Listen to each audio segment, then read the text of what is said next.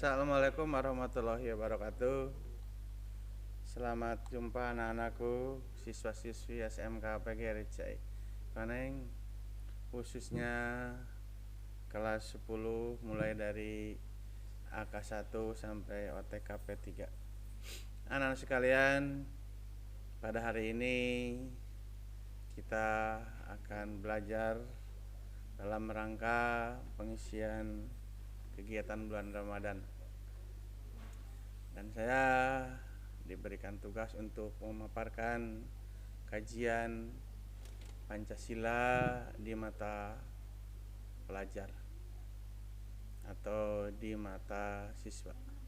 Sebelum kalian mengkaji nilai-nilai Pancasila yang terkandung di dalam sila ke-1 sampai sila ke-5, marilah kita sama-sama memanjatkan puji syukur kehadirat Allah Subhanahu wa taala yang telah memberikan hidayah dan karunia kepada kita semua hingga kita bisa dan sudah melewati puasa yang ke-10 dan kita sedang menjalankan hari yang ke-11. Semoga ibadah kita diterima di sisi Allah. Sholawat dan salam semoga dilimpahkan kepada junjungan kita Habibana wa Nabiyana Muhammad Sallallahu Alaihi Wasallam, kepada keluarganya, sahabatnya, dan sampai umatnya sampai akhir zaman. Anak-anak sekalian, Bapak tetap tidak akan bosan memberikan pesan kepada kalian di kala pandemi ini. Marilah kita sama-sama untuk membentengi diri dari COVID-19 dengan cara menjalankan atau mengikuti protokol kesehatan.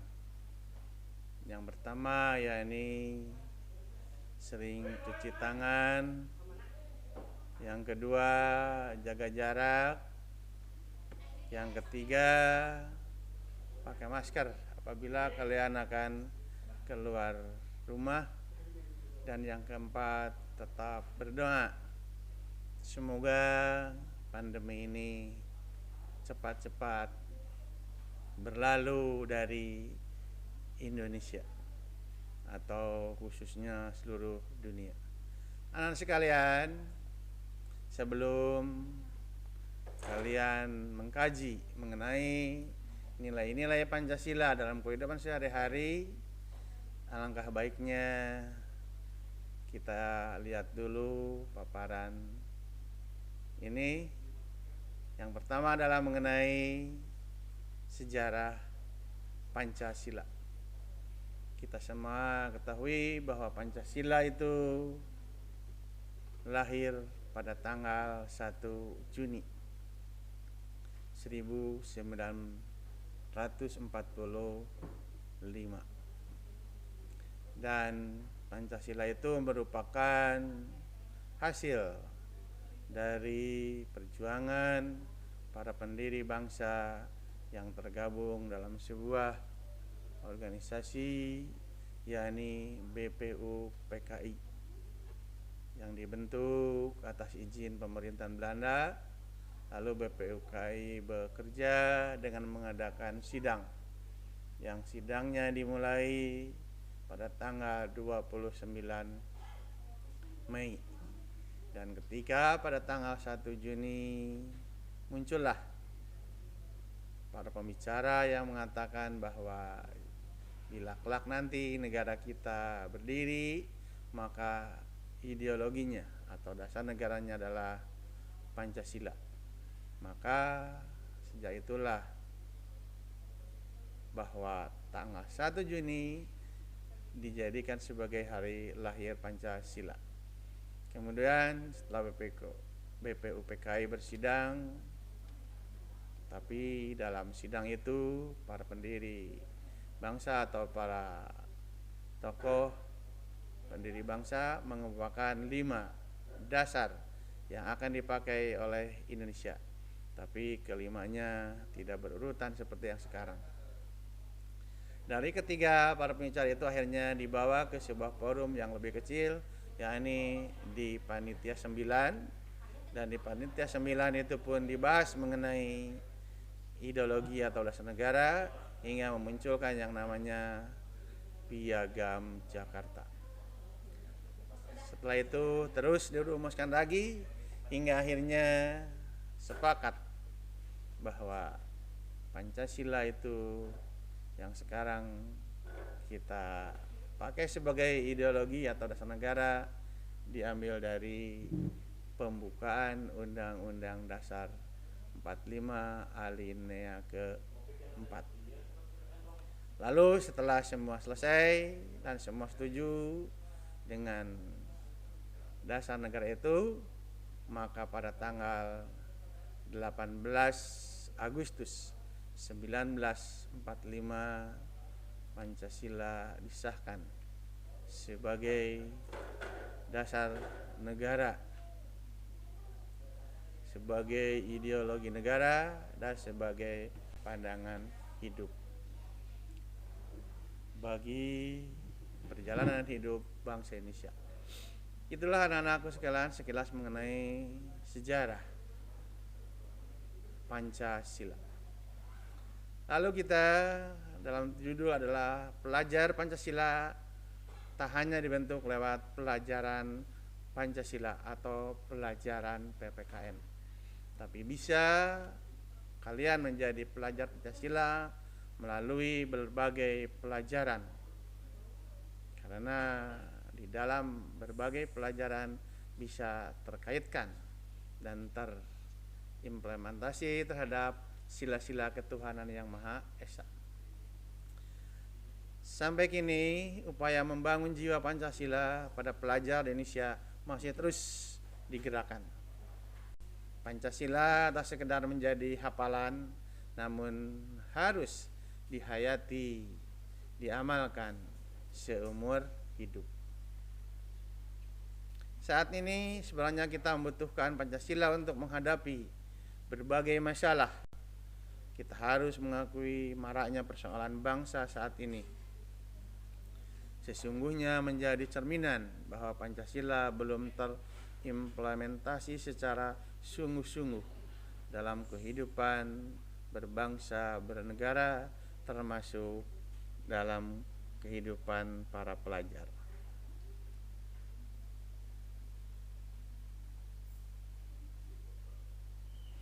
Namun sejatinya penghayatan terhadap nilai-nilai Pancasila tak cukup hanya ditanamkan melalui pelajaran PKN. Untuk tercapai pelajaran Pancasila setidaknya ada 6 profil yang harus kalian jalani supaya tercapai menjadi pelajar Pancasila, yakni bisa diwujudkan melalui berbagai metode pembelajaran dan pendidikan karakter. Pertama,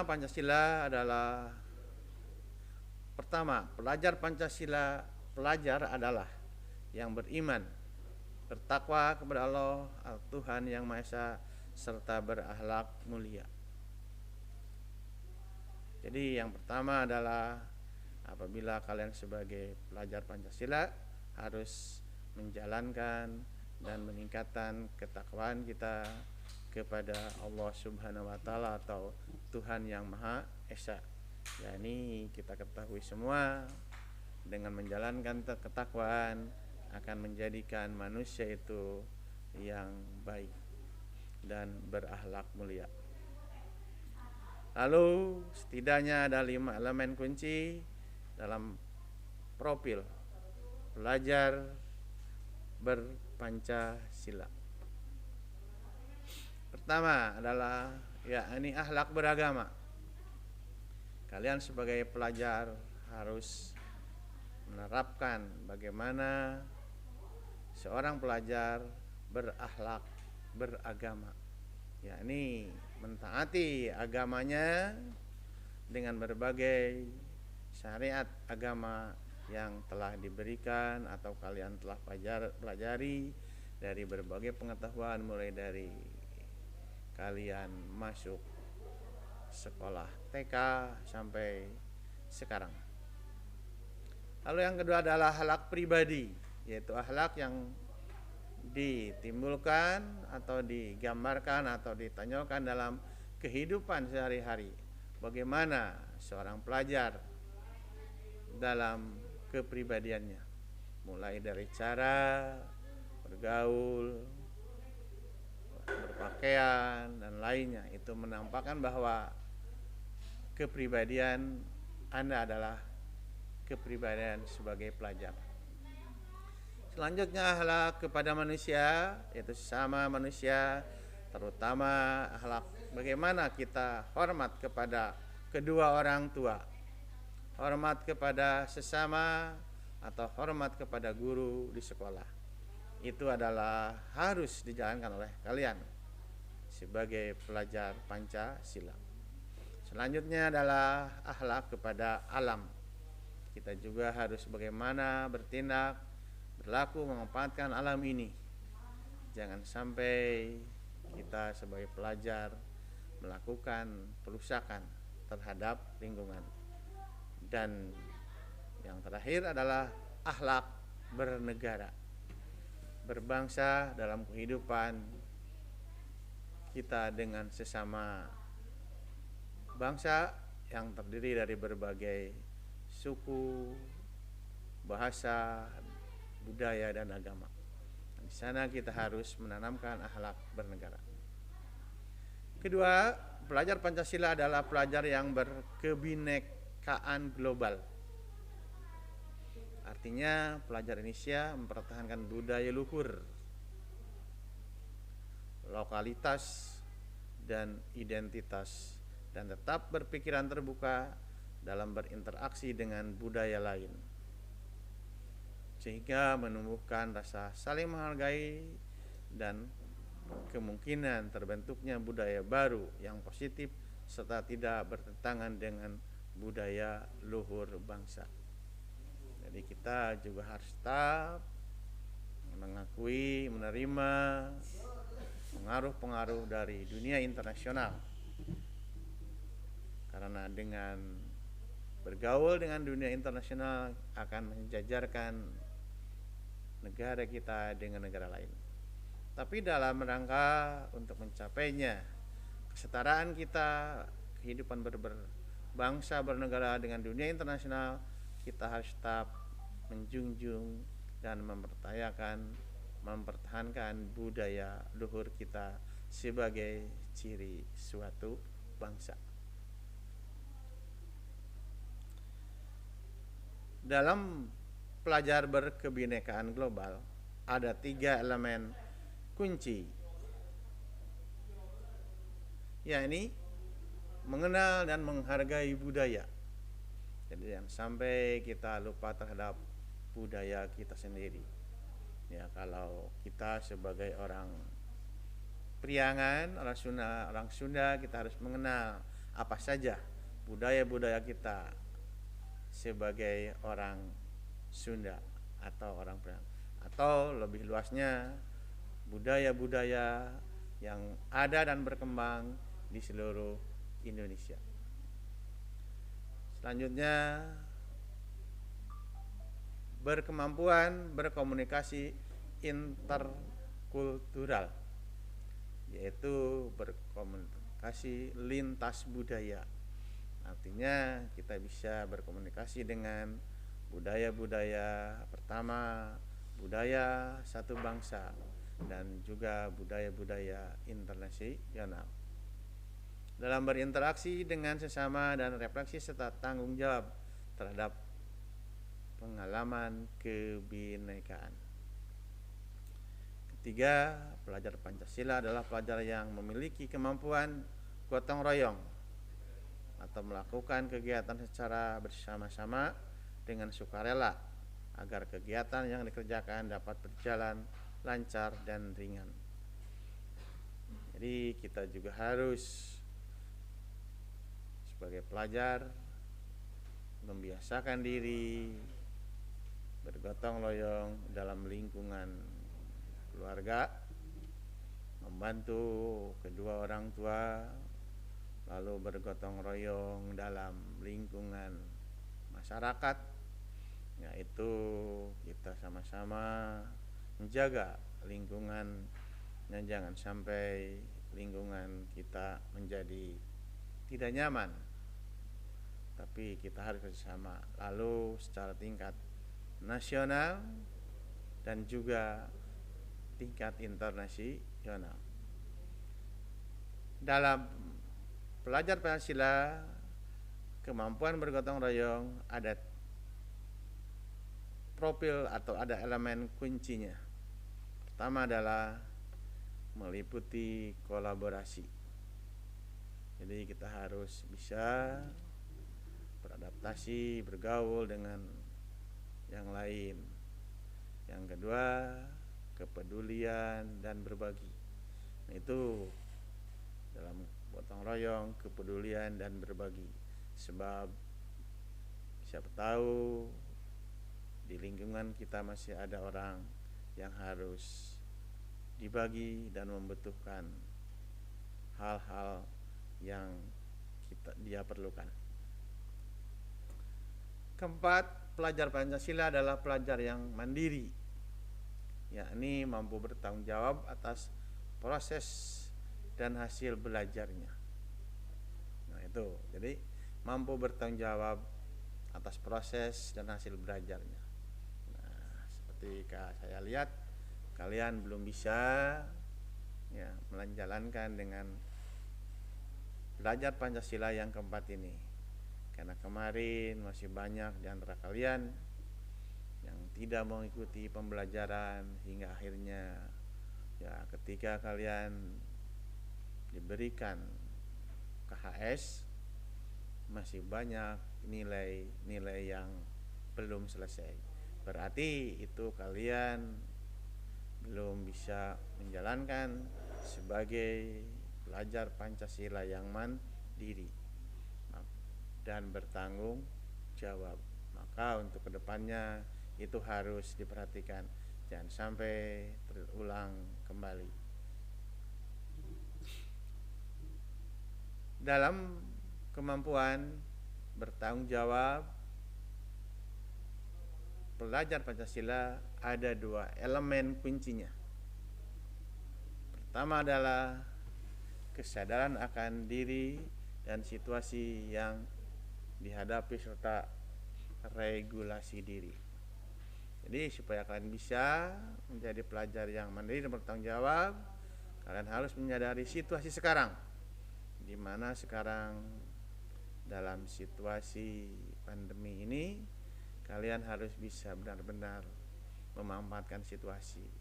Jangan sampai ketika situasi pandemi sekolah memberikan kelonggaran belajar di rumah, malahan kalian tidak menjalankan belajar di rumah, malahan entah kemana, dan akhirnya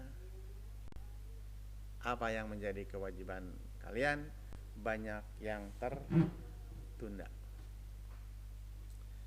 Kelima, pelajar Pancasila adalah pelajar yang benar-benar kritis, yakni mampu secara objektif memproses berbagai informasi dan membangun keterkaitan antara berbagai informasi lalu menganalisis, mengevaluasi dan menyimpulkan. Supaya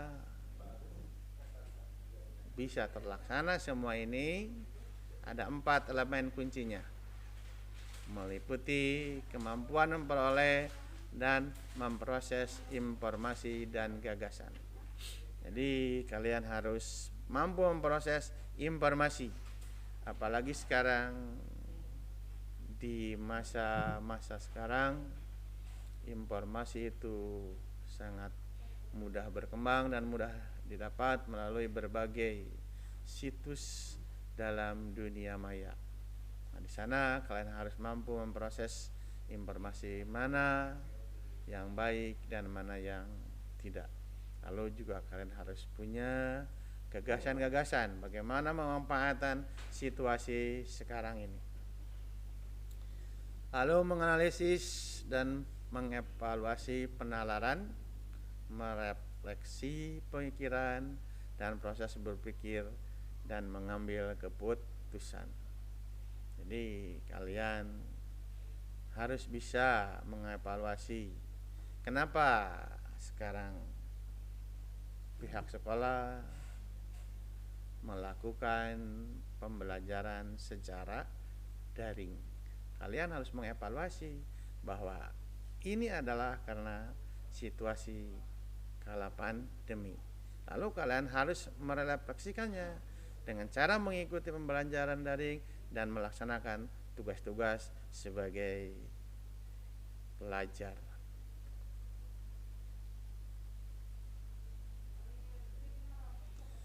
Keenam, pelajar Pancasila adalah pelajar yang kreatif, yakni mampu memodifikasi dan menghasilkan sesuatu yang orisinil, bermakna, bermanfaat, serta berdampak.